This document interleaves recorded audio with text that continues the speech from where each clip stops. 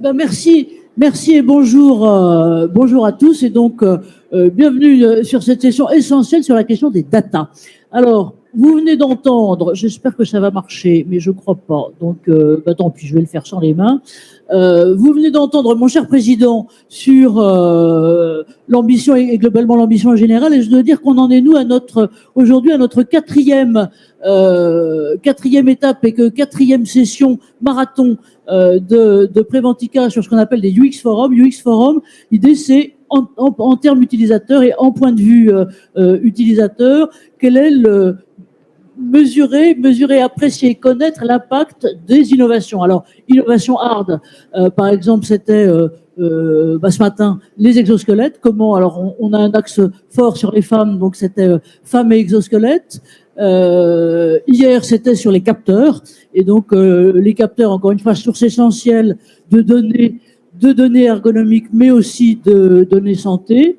L'après-midi, on était en plein. Alors là, c'était totalement data-driven, si on peut dire, et c'était sur la santé, la prise en compte de la santé globale, santé travail, vers la santé globale, avec un petit clin d'œil, et pardon, qui était un peu on va pas se traiter d'huître, mais un peu de citron sur le bord de l'huître, c'est qu'on avait initié il y a 4 ans ce type de démarche. Il y a 4 ans, alors j'avais essayé à l'époque de contacter Santexpo, rien du tout, mélangeons pas les torchons et les serviettes. Et donc il y avait, quand vous sortez du métro, vous avez la grande entrée de Santexpo d'un côté et la petite entrée, ou quand même grande, de Préventica d'un autre. C'était ça il y a 4 ans, et donc on pensait que ça pourrait changer. Eh bien non, ça change pas complètement, et donc faut quand même pas dire, alors c'est les éternels trucs que vous connaissez peut-être, mais dont vous subissez, j'allais dire, les effets là, et qui ont les difficultés institutionnelles, disons-le comme ça,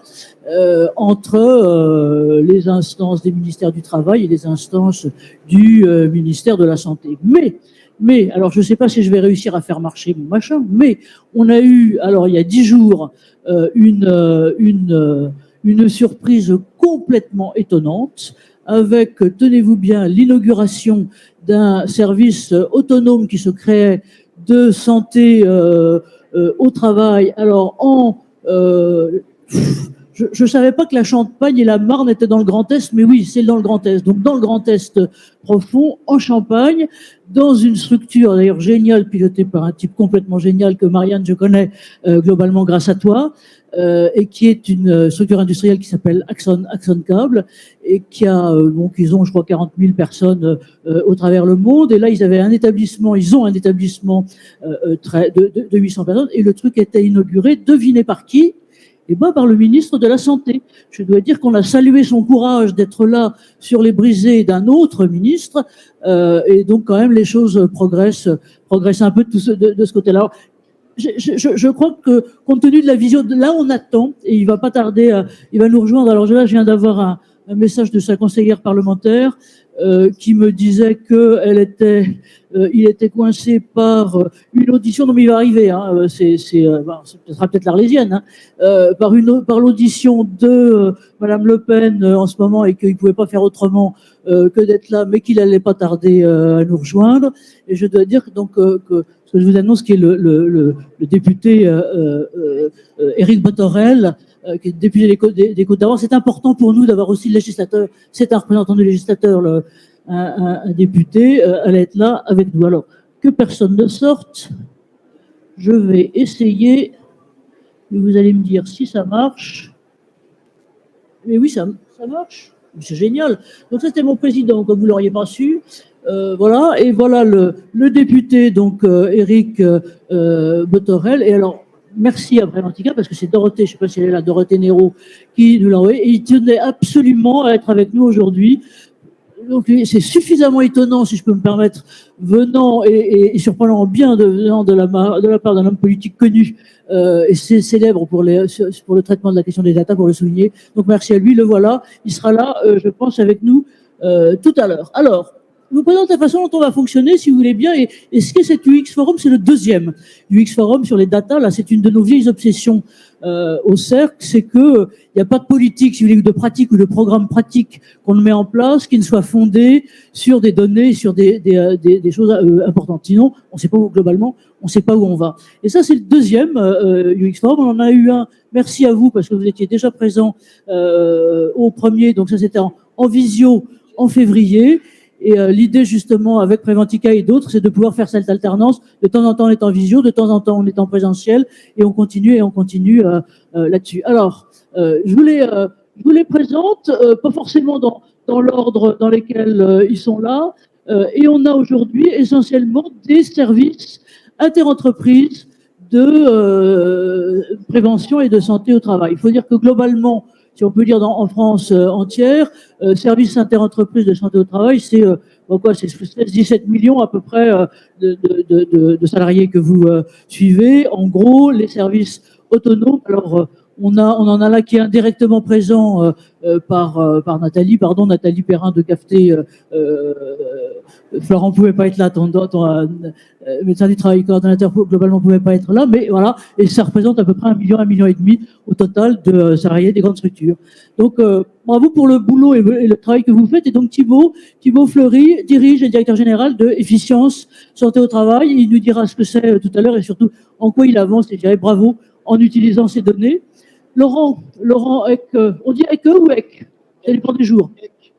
Alors voilà, il est directeur général de Corrèze Dordogne, et il fait aussi un boulot absolument fantastique. Enfin, vous allez voir ça tout à l'heure. Et puis on a la chance d'avoir avec nous Marianne Simineau représente Numéum.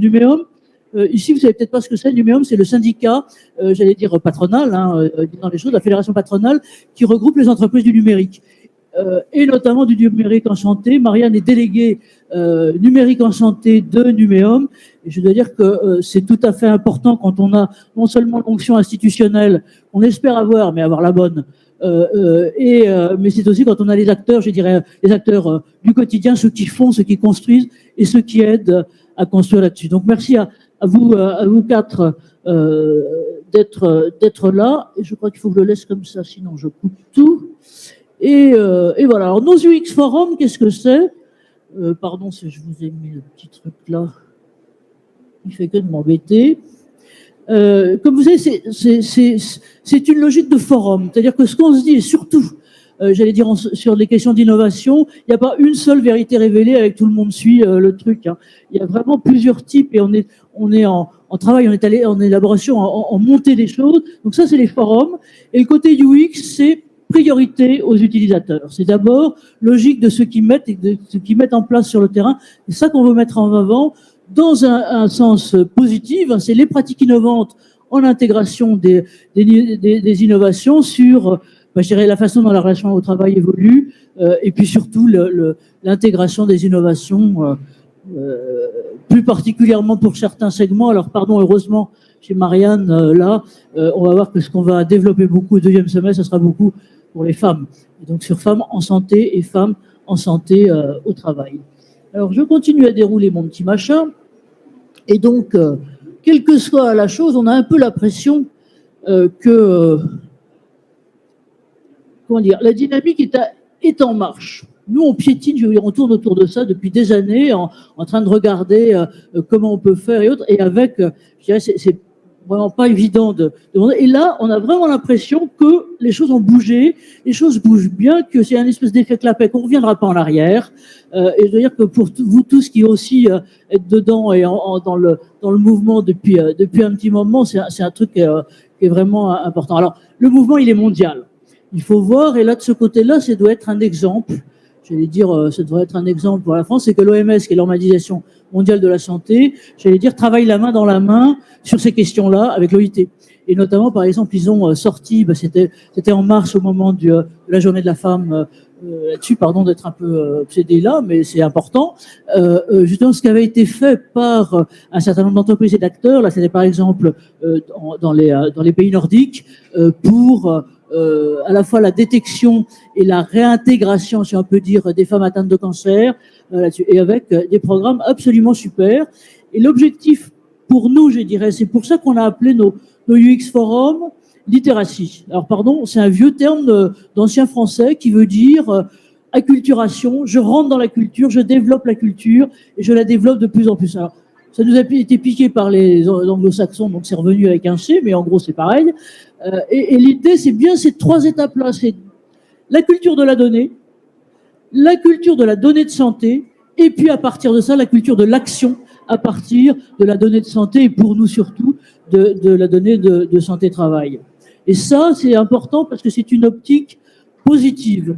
Et c'est vraiment l'une des choses, c'est-à-dire quand on a préparé notamment avec, si tu peux regarder si quand il arrivera notre noble député là-dessus, quand on a préparé les choses, on a bien mis l'accent là-dessus, c'est de vraiment montrer les dimensions positives de ces actions. Et souvent, en France particulièrement, mais pas que, quand on dit données, c'est hérissement avec, certes, c'est les données de santé, je veux pas mais on n'avancera pas si on n'a pas ça. Et donc les données de santé, chacun est certes responsable de ses propres données, donc on ne doit pas se les faire pirater, j'allais dire globalement n'importe comment, mais il est aussi responsable de contribuer à ce qui est un système qui non seulement, j'allais dire, si on regarde l'utilité, sera en prédictivité pour soi, mais aussi prédictivité. Cette conférence va maintenant être enregistrée. C'est moi? Bon, alors c'est enregistré, voilà. Bon, elle sera doublement enregistrée. Et pour nous, c'est un long chemin et on est content d'être avec vous aujourd'hui parce que ça fait 4 ans qu'on se bat là-dessus. Et que on se bat sur l'intégration. Et je salue Philippe Bérabiol qui est là, qui nous a aidé et assisté. Merci Philippe, qui est le secrétaire général du COCT. Hein, donc révérence. C'est vraiment bien que vous soyez là. Sur l'intégration de l'intelligence artificielle et des data. Et ça, c'était 2019, 2020. On a montré aussi, et là, je veux dire, il y a des gens absolument qui font des trucs géniaux, notamment en utilisant le jumeau numérique médical. C'est-à-dire que ça, c'est une centration sur la personne et sur son avenir de santé personnelle grâce à son jumeau numérique, en utilisant toutes ces données, et puis toutes les données, j'allais dire, des personnes qui lui ressemblent ou d'environnement. Et en l'occurrence, alors pardon, quand on est dans la cible, c'est vrai que ça vous marque. L'exemple qu'elle nous avait donné là, c'était par exemple sur une femme atteinte de cancer. Et donc on sait malheureusement quand on a un cancer que le plus souvent ça repartira. C'est triste, mais c'est quand même globalement comme ça. Et donc en gros là, l'idée c'est de simuler l'évolution de cette personne, son évolution physiologique, si on peut dire, avec notamment les traitements qu'elle peut avoir pour voir. Parce que c'est aussi malheureusement l'autre certitude, c'est qu'à un moment, un traitement qu'on a ne marchera plus. Et donc, il faut pouvoir anticiper suffisamment et le faire. Et donc, c'est une fille géniale qui a développé ça au laboratoire de Prairie, qui est le laboratoire de Polytechnique. Et la question qu'on lui posait, c'est, Stéphanie, quand est-ce qu'on pourra faire la même chose sur les TMS? Et elle me dit, elle arrive, moi, le petit doigt sur la couture du pantalon, quand vous voulez, mais on n'a pas les données.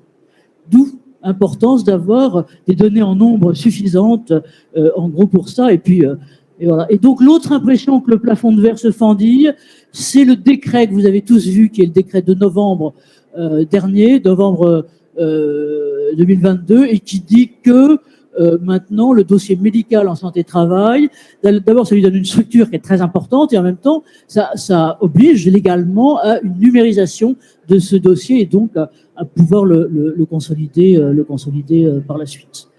Alors voilà, et donc voilà, ça c'est ce que je vous disais, hein. Donc le 28 avril, on a été très très contents, et en plus c'était très marrant parce qu'à la fin, ils lui ont fait faire une séance d'échauffement. Alors c'est très marrant, enfin bon, c'est pas très charitable, mais de voir un ministre en costard 3 pièces se faire de l'échauffement, il s'y est prêté avec une grande gentillesse, mais c'était voilà la santé-travail et l'intégration aussi du sport là-dedans. Voilà pour ça. Alors où est-ce qu'on en est? Et quels sont des trucs exemplaires? D'abord, en matière de données, il faut dire que on peut pas dire qu'on manque des données. C'est faux ce que je vous ai dit. On a plein de données, mais elles sont complètement fragmentées. Et donc, pas interopérables. Il y a, par exemple, je sais pas si vous avez vu passer ça, c'est tout frais, ça vient de sortir. C'est le 26 avril. Et donc, le 26 avril, la DGT, Direction Générale du Travail, a envoyé à tous les services autonomes et interentreprises un questionnaire, mais enfin qui était un peu questionnaire obligé, hein, avec vous êtes prié de rendre toutes vos données d'activité. Donc ça veut dire que sous peu, tout ce qui est, alors c'est une fin de controlling, d'accord, de contrôle de gestion, c'est une fin de contrôle d'activité aussi, mais voilà, ça sera numérisé. Bon. Puis on a d'autres trucs qui sont, que vous connaissez depuis longtemps, les études épidémiologiques de fond, genre cohorte constance et autres. On a, enfin il y a plein de trucs, il y a les statistiques ATMP sur les accidents du travail, la sinistralité, voilà. Donc il y a plein de trucs. Et donc c'est bien. Il y a un autre truc qui est génial dont je vais vous parler, qui est par exemple utilisé RTE et autres, c'est l'enquête Everest, donc là aussi c'est bien, et en plus l'intérêt, enfin c'est beaucoup d'entreprises qui sont dans l'énergie qui globalement l'utilisent et qui les déclinent ensuite pour elles. Donc ça tout ça c'est vachement bien. Voilà pour Everest. Et en gros, nos enjeux, c'est d'abord, il faut consolider tout ça. Et on voit bien, il y a des mouvements positifs que vous voyez là. Vous avez le DMST, donc le fameux dossier médical en santé-travail, qui théoriquement, depuis novembre, maintenant, doit être numérisé, on doit avoir les trucs. Bon. Ça doit être aussi, alors ça, on ne sait pas quand, basculé dans mon espace santé. D'ailleurs, qu'on a eu une grosse déception, l'étape 2 du plan numérique en santé est sorti, et on a beau s'être agité comme des diables dans le bocal auprès de tout le monde, voilà.